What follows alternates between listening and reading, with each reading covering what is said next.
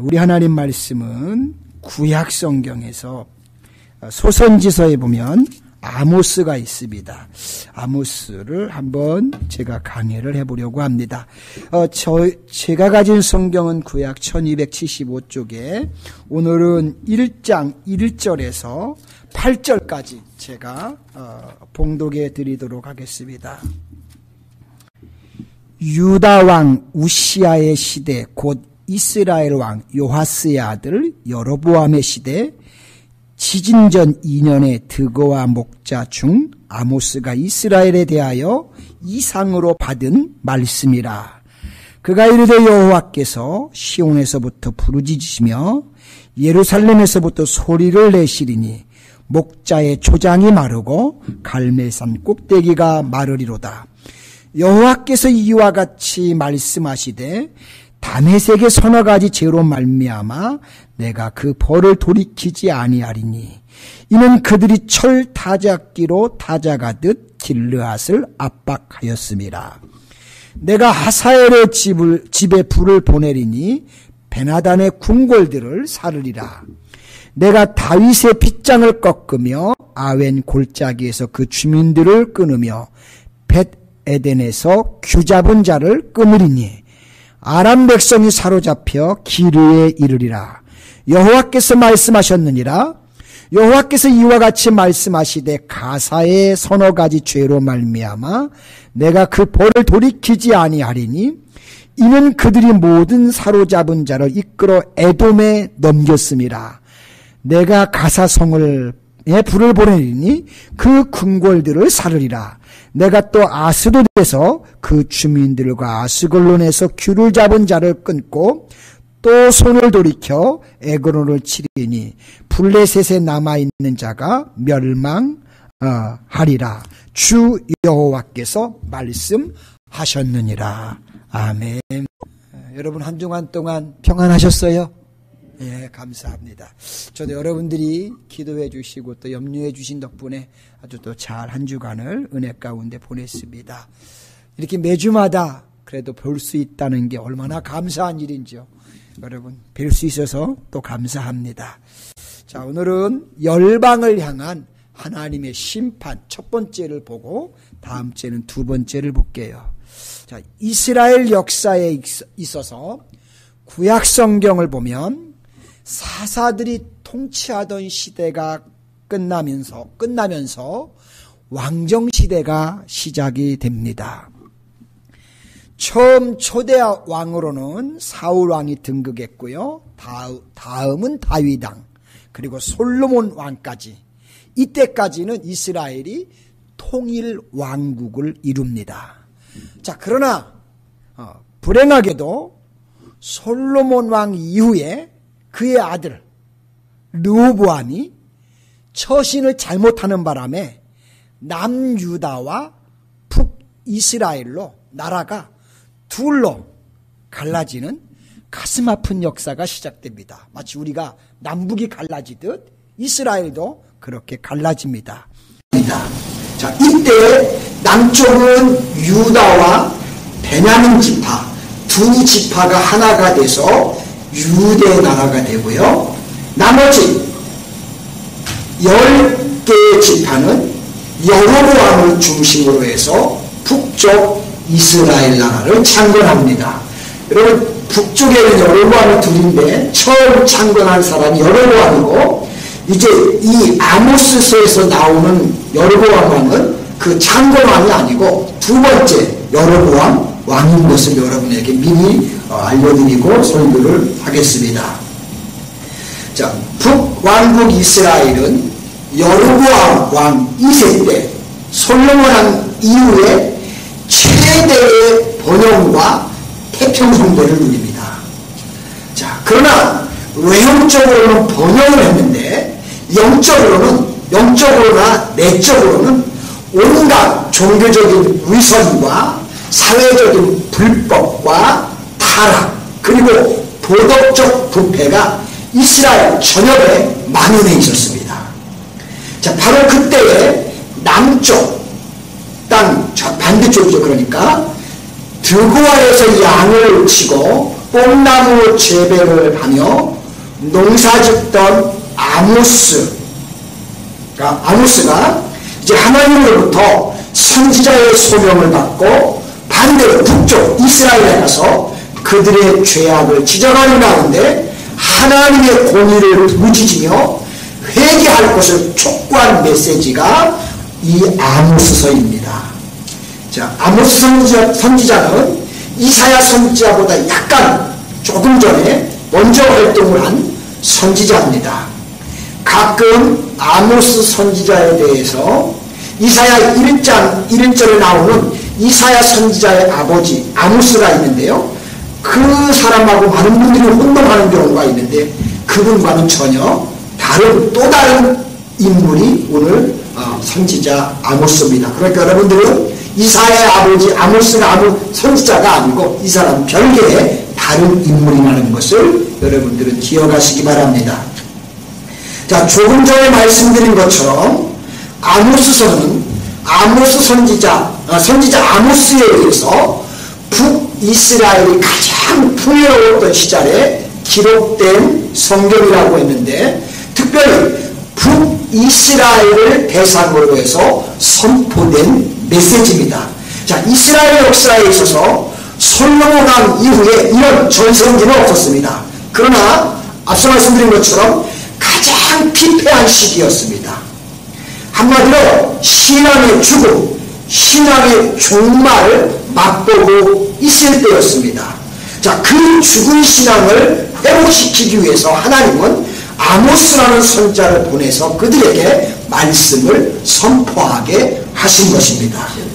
자, 아모스 선지자는 1절의 말씀처럼 고향이 남쪽 드고아 사람이었습니다. 그런데 북쪽 이스라엘을 위해서 활동한 선지자입니다. 참 특이한 케이스예요. 고향은 남쪽이고 북쪽과는 아무 관계없는데 하나님이 그곳에 가서 선교 활동을, 선지자 활동을 하게 하셨습니다. 본래 이 히브리어로 아모스라는 말은 그 뜻이 짐을 지고 나르는 자라는 뜻입니다.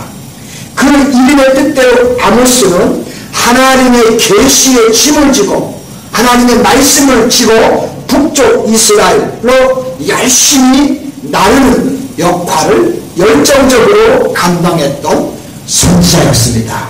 자, 특별히 아모스서는 오늘 말씀 1절에 보시면 유다왕 우시아의 시대 곧 이스라엘 왕 요아스의 아들 여로보암의 시대 지진전 2년에 드고아 목자 중 아모스가 이스라엘에 대하여 이상으로 받은 말씀이라고 했습니다.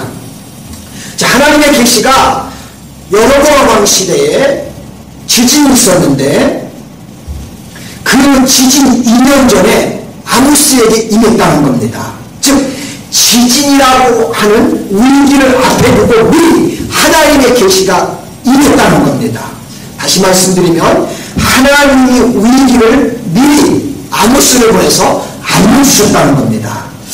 자, 저의 기억인데요. 아마 2015년 같아요. 몇 년 전에 그 동남아시아의 지진과 해일이 와서 쓰나미가 와서 막대한 인명피해를 입고 재산피해를 입어서 온 세계가 충격에 휩싸였던 때가 있습니다.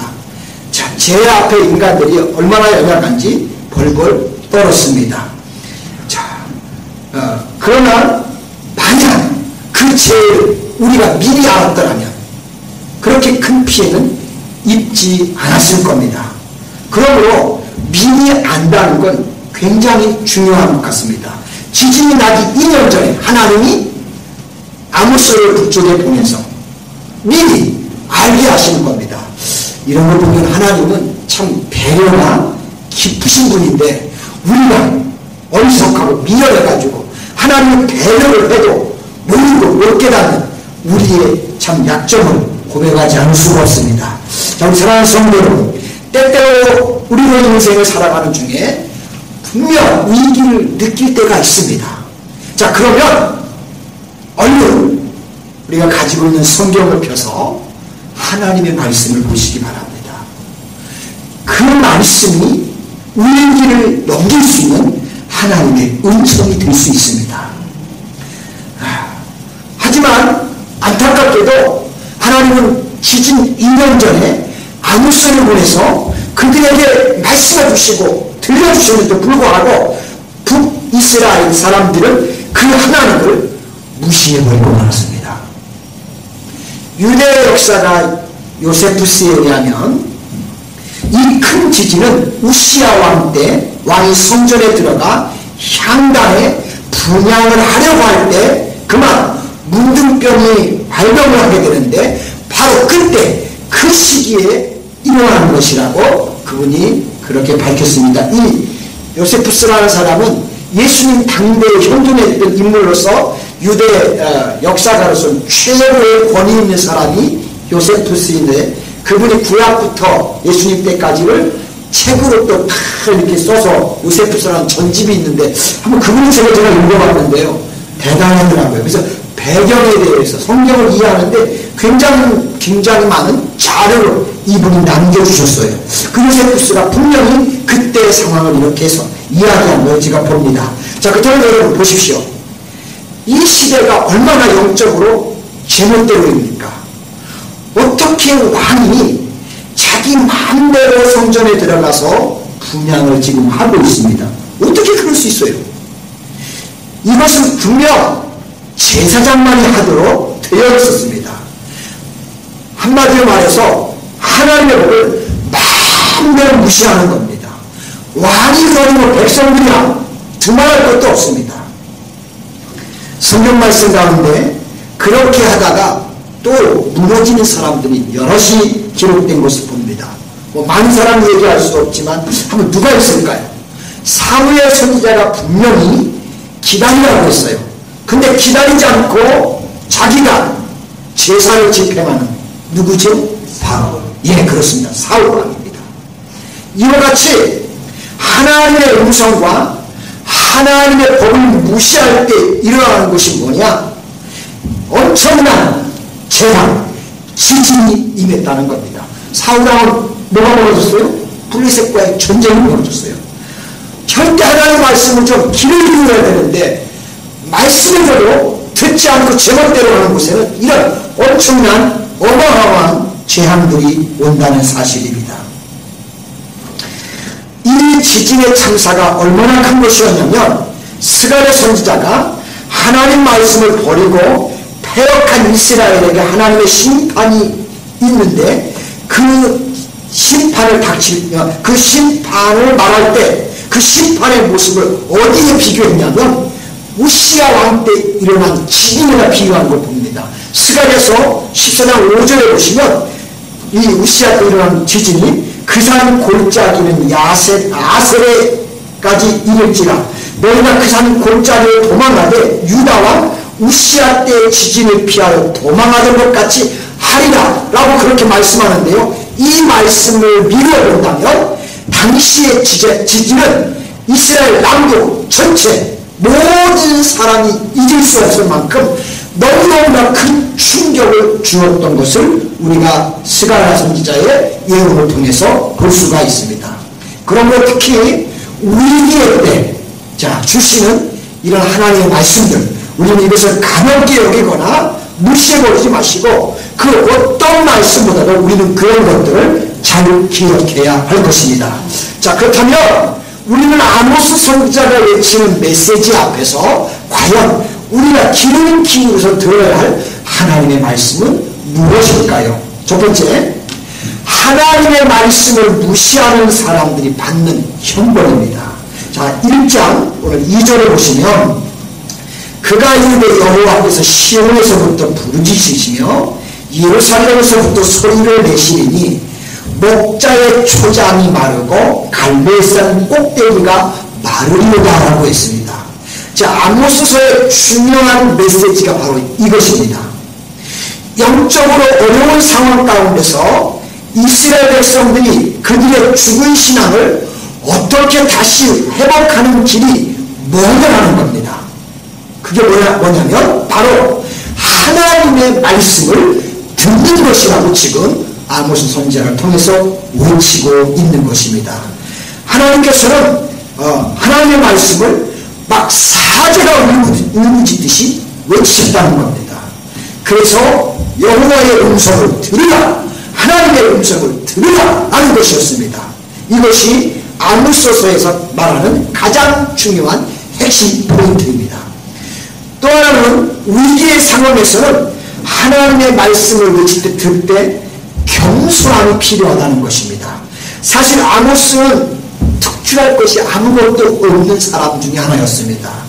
그 근본과 처지가 보잘것없는 사람이었어요. 성경에 보시면 이분은 어떤 신학교육을 제대로 받은 것 같지도 않고요, 별로 또 종교적인 훈련 같은 것도 받았다는 내용이 성경에 나오지 않습니다. 아모스는 당당하게 뭐라고 하냐면 스스로 자기를 나는 드고아의 목자라고 했습니다. 그리고 아모스 7장 14절과 15절에도 그의 직업이 나와 있어요. 거기 보면 그의 나이를 꾀렸던 아마샤라는 선지자가 자신을 대적하고 비난하자 거기에 대응하는 내용을 이제 기록해놨는데요. 이를테면 아마샤는 사인이라고 할 수 있어요. 그는 가짜인데 진짜같이 말씀을 증거하니까 아모스가 격양이 돼가지고 그 사람에게 하는 말인데, 그때 자기의 신분을 이야기했어요. 뭐라고 하면 아모스가 아마샤에게 대답하여 이르되 나는 선지자가 아니며 선지자의 아들도 아니다. 나는 목자요 뽕나무를 재배하는 자로서 양떼를 따를 때 여호와께서 나를 데려다가 내게 이르시기를 가서 내 백성 이스라엘에게 예언하라 라고 하셨다는 겁니다. 자기의 신분을 밝히셨는데 양을 치는 목자고 뽕나무를 재배하는 그런 사람이 바로 이 아모스였습니다. 자, 드고아의 목자고 뽕나무 재배자였어요.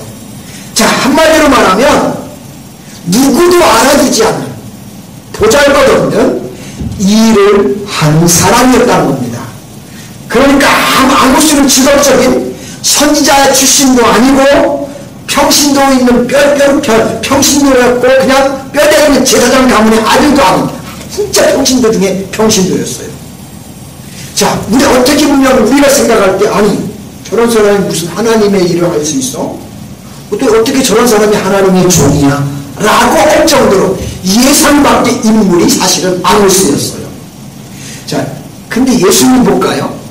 예수님도 메시아로 이 땅에 오셨을 때 이사야 53장 2절 보세요. 고난받는 종에 대한 내용이 나오는데 거기 보시면 그는 주 앞에서 자라나기를 연한 순 같고 마른 땅에서 나온 뿌리 같아서 고운 모양도 없고 풍채도 없은즉 우리가 보기에 흠모할 만한 아름다운 것이 없다. 예수님의 모습이 이랬다고 이사야 선지자가 52장에서 이야기합니다. 자, 정말 예수님의 모습은 누가 봐도 메시아 같지 않은 모습이었어요. 근데 아모스가 주는 인상 역시 그 이미지와 거의 비슷했다는 겁니다. 아모스는 전혀 선지자답지 않은 사람같이 보였습니다. 아모스는 사람들이 그가 하는 얘기에 기울이는 그런 조건이 아무것도 갖춰지지 않은 사람이었습니다. 자, 들판에서 그저 양이나 기르고 뽕이나 따라다니는 사람의 말 존중해서 듣는다는 건 사실 듣기가 쉽지 않았을 겁니다. 자, 그런데 하나님께서 위기 상황 가운데서 우리에게 말씀을 들려주실 때는 하나님은 이런 사람을 들어서 쓰신다는 사실입니다. 우리가 보기에는 가난해 보이고 무식해 보이는 그런 사람이지만 하나님이 그런지라도 그런 사람에게 말씀을 맡기신다는 사실입니다. 여러분 잘 보십시오. 사도행전 4장 13절에서 예수님의 제자들에 대해서 뭐라고 성경을 기록했는지 아십니까? 자, 그들이 베드로와 요한이 담대하게 말하는 거고 그들을 본래 학문이 없는 본, 즉 평범한 사람으로 알았다가 이상이 여기며 라고 했는데, 자, 학문이 없다고 했어요. 학문이 없다는 말은 결국 뭐예요? 베드로와 요한을 뭐라고 한 거예요? 무식한 사람이, 저 무식한 사람이 어떻게 저렇게? 바로 그 얘기입니다. 자, 그 무식한 사람들이 생명의 말씀을 거침없이 지금 증거를 하고 있다는 겁니다. 자, 하지만 많은 사람에게는 그들의 모습이 장력이 되었을 것이 분명 틀림없습니다. 내 실속으로 아니 저런 사람들이 어떻게 말씀을 아니 우리가 저런 사람의 말을 들어야 돼? 의심을 하는 사람들 굉장히 많았을 겁니다. 아무도 역시 그랬어요. 그러나 아는 것이 없고 모자라 보이는 연약한 사람의 음성이라고 해도 자 그것이 그분이 전하는 입술의 말씀이 하나님의 말씀이라면 우리는 들을 수 있는 겸손함을 가져야 될 줄로 믿습니다.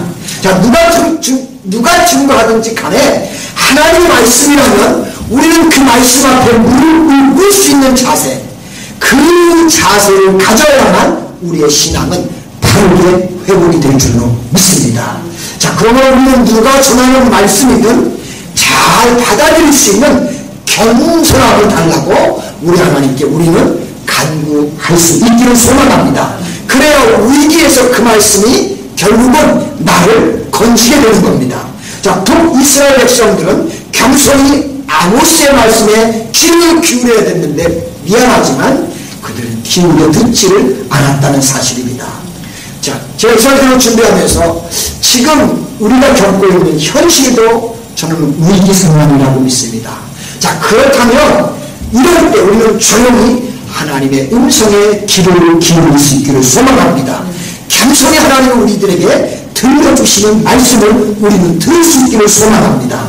그러면 저와 여러분은 어떤 상황에서도 지진이 나는 어마어마한 상황 앞에서도 그들은 승리하는 그 말씀을 듣고 승리했던 것처럼 우리도 어려운 상황 속에서 승리하는 축복을 누리게 될 줄로 믿습니다. 자, 두 번째, 살림을 일사하는 사람들은 하나님께 형벌을 받을 수밖에 없습니다. 그러니까 살림을 일사하는 사람들이 받는 형벌을 보겠어요. 하나님께서는 북이스라엘을 깨우치기 위해서 다메섹에서부터 시작을 해서 2장 중간까지 보면 그 주변 나라들을 가지고 말씀을 하십니다.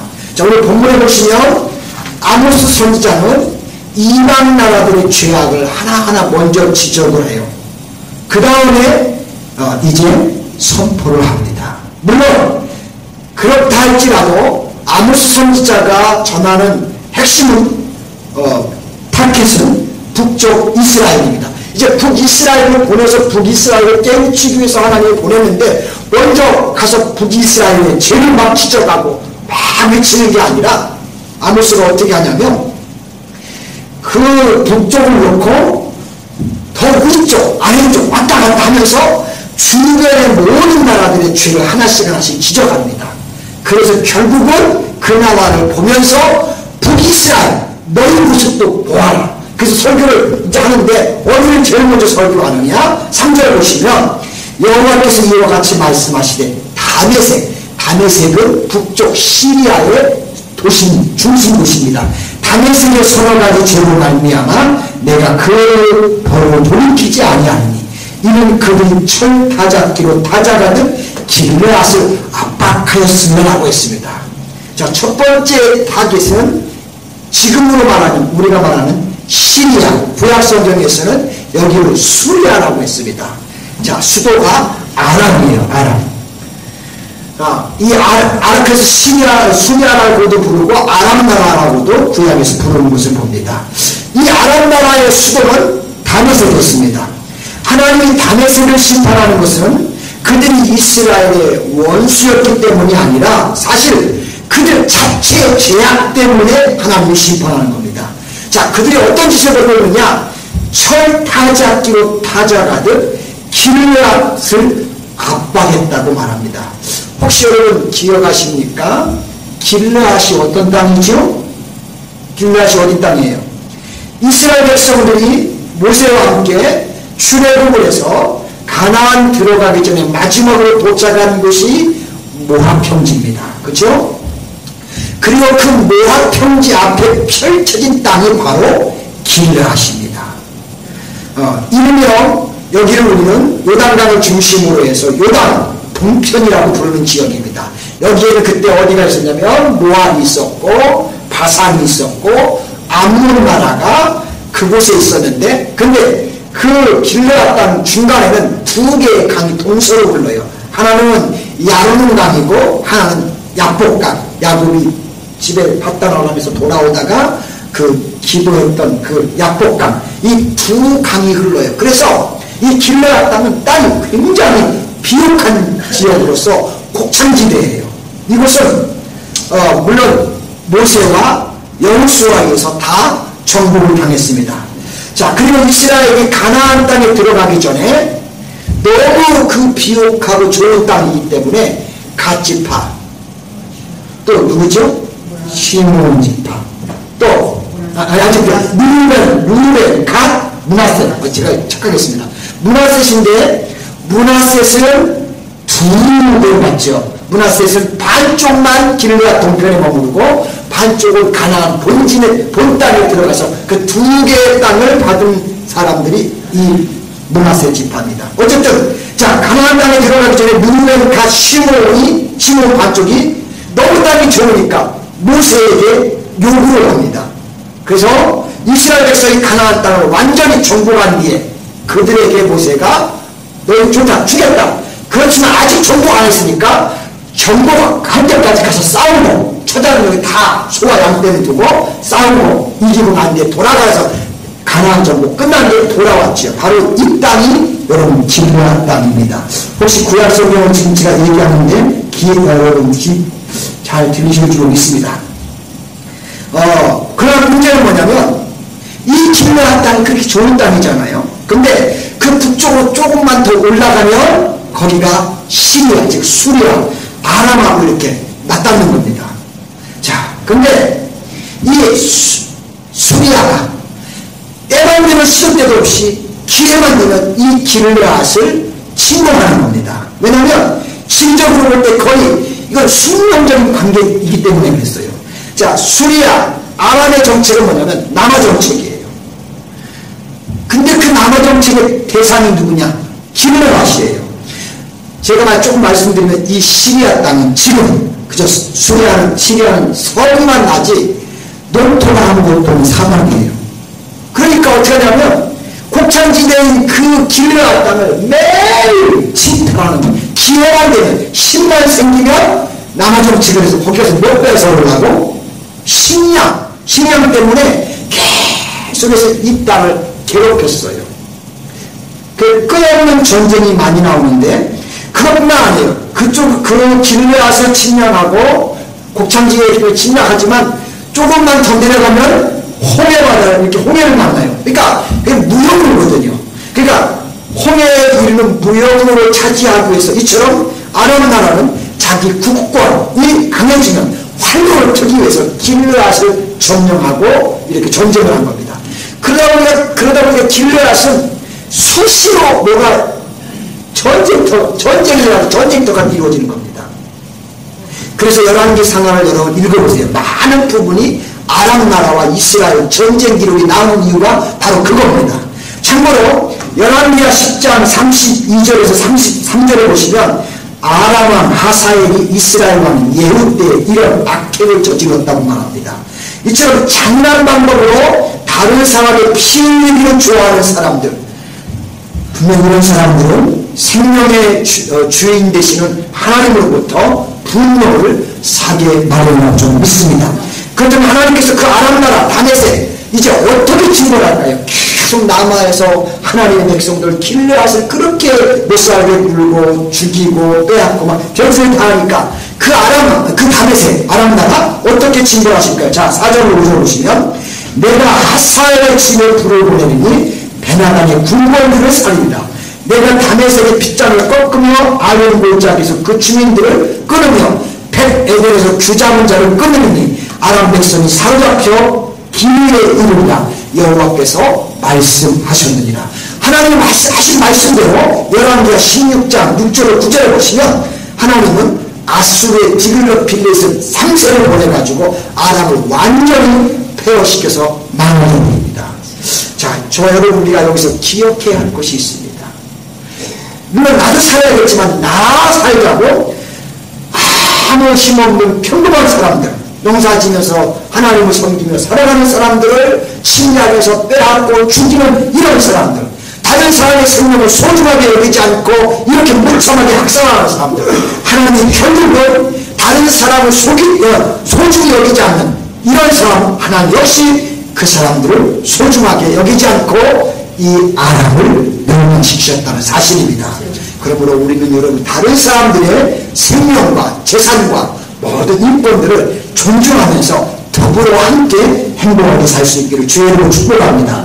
세 번째, 인권을 함부로 다루는 사람들이 받는 형벌입니다. 자, 6절 볼게요. 6절 보시면 여호와께서 이같이 말씀하시되 가사의 서너 가지 죄로 말미암아 내가 그 벌을 돌이키지 아니하리니 이는 그들이 모든 사로잡은 자를 끌어 에돔에 넘겼습니다 라고 했습니다. 자, 이번에는 아모스인데 이번에는 가사, 에그론, 가교, 아스골론 5개의 성으로 이루어진 블레셋 나라를 향해서 하나님의 심판을 또 선포합니다.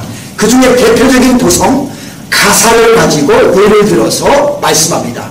블레셋은 제가 그 집에서 설교를 준비하면서 지도가 있으면 펴가지고 한번 보여드리면 좋겠다 이랬는데 가사는 아까처럼 죄송합니다. 블레셋 죄송해요. 왜 자꾸 이렇게 아람은 길르앗 땅 이스라엘 북쪽 위에 있다면 블레셋은 어디냐면 지금 5곳의 이름이 나와 제가 말씀드렸는데 지중해를 끼고 애국 홍해를 건너가기 직전에 이렇게 길게 바다를 끼고 이렇게 있는 나라, 그게 바로 블레셋입니다. 거기는 5개의 성으로 이루어진 나라가 바로 이 블레셋인데 이제 하나님이 이번에 정반대, 아까 북쪽이지만 이건 남동쪽에 있는 땅을 가지고 이제 블레셋을 가지고 또 심판을 하십니다. 자, 그 중에 대표적인 도성이 뭐냐면 가사인데 5개 다 얘기하지 않고 하나 대표적인 도시 가사를 예를 들어서 그들의 죄를 지적합니다. 자, 가사는 블레셋의 5개 성읍 중에 가장 큰 도성일 뿐만 아니라 여기는 교통의 중심지고 또한 무역의 중심지예요. 특별히 가사는 애굽하고 가깝기 때문에 이렇게 애굽하고 무역을 하고 지중해를 끼고 있기 때문에 거기서 해상무역, 배를 띄워가지고 베니게라든지 저쪽 레바논 위쪽으로 다니면서 무역을 할 수 있는 참 그런 무역의 중심지가 바로 이 블레셋 땅입니다. 그런데 가장 악한 것이 뭐냐면 그런 무역을 하면서 특별히 극악한 인신매매의 본거지가 바로 이 가사였어요. 자, 가사는 블레셋 가장 남쪽에 속한 곳으로 베니게 애국과 연결되는데 가사의 뜻이 뭐냐면 스트롱하단 말이 뜻이 강하다, 견고하다는 이런 말의 뜻인데 당시에 블레셋의 요새 지역을 이 가사가 감당했어요. 뿐만 아니라 가사는 블레셋 국경도시에 있기 때문에 블레셋은 국경도시에 있기 때문에 그 견고한 성인뿐만 아니라 요새였어요. 그래서 항상 블레셋의 5성을 말할 때 가사가 첫 번째로 들렸는데 여러분 옛날 사사기의 삼손을 잡아가지고 블레셋 사람들이 끌고 가서 어디서 가두느냐 옥중 생활을 하게 하는데 그 지역이 바로 가사 지역이었어요. 꼼짝 못하게 거기에 가뒀어요. 자, 그렇다면 이 견고한 블레셋의 첫 번째 도성 가사의 죄는 과연 뭘까요? 자, 하나님께서는 그 벌을 돌이키지 아니하려고 했는데 자, 6절 끝에 보시면 이는 그들이 모든 사로잡은 자를 끌어 에돔에 넘겼습니다라고 했습니다. 자, 뭐 했다는 거예요? 사람 파는 장사를 한 겁니다. 인신매매를 한 겁니다. 여기 사로잡은 자라는 것은 전제 포로일 뿐만 아니라 남녀노소 남녀하고 한 지방 혹은 한 도성을 그들이 치고 난 뒤에 닥친 대로 거기 있는 모든 사람들을 다 잡아 끌고 가가지고 어떻게 하느냐, 잡아간 사람들을 다시 잡아다가 에돔의 종으로 팔아 넘기는 겁니다. 아까 그쪽 땅 말씀드렸었죠, 그죠? 자, 이것은 뭐냐면 인권을 유린한 잔인한 범죄 행위가 아닐 수 없습니다. 자, 다른 사람의 인권을 이렇게 한다. 그렇다면 하나님께서 그 사람들에게 내리는 심판은 뭘까요? 자, 7절로 8절 보세요. 내가 가사성에 불을 내리니 그 궁궐들을 살리라. 내가 또 아스르에서 그 주민들과 아스로에서 주잡은 자를 끊고 또 손을 돌이켜 에그로를 치리니 블레셋에 남아있는 자가 멸망하리라. 주 여호와께서 말씀하셨느니라. 자, 하나님은 그들의 견고한 성 가사의 불을 보내서 그 궁궐들을 살해했다고 하셨습니다. 뿐만 아니라 위로는 왕으로부터 남아있는 모든 백성에 이르기까지 그 도성의 5개의 구성들을 모두 하나님이 심판으로 저들을 멸망시키겠다고 말씀하셨습니다. 자, 우리 사랑하는 성도 여러분, 사람의 죄 가운데 가장 잔인한 죄가 뭘까요? 다른 사람의 인권을 무시하면서 짓밟는 겁니다. 특히 사람을 사고 파는 인신매매 그리고 또는 인명살상, 이건 최악의 죄입니다. 왜냐하면 하나님은 한 사람의 생명을 어떻게 여긴다고 했어요? 그래요, 천하보다 귀하게 여긴다고 했는데 사람을 잡아다가 판다. 이건 있을 수가 없는 일입니다. 어떻게 하나님의 형상을 따라 지음받은 인간 한 사람 그 고귀한 권리를 하나님께서 부여하셨는데 그것을 자기들 멋대로 사고 판다. 그렇게 함부로 취급할 수 있는 사람 아무도 없습니다. 그런데 이 블레셋 사람들이 이와 같은 짓을 했다는 것입니다. 만약 그런 죄악을 자행한다면 그것은 곧 하나님의 주권에 도전하는 것입니다. 그러면 이것은 마땅히 멸망받아야 할 죄악입니다.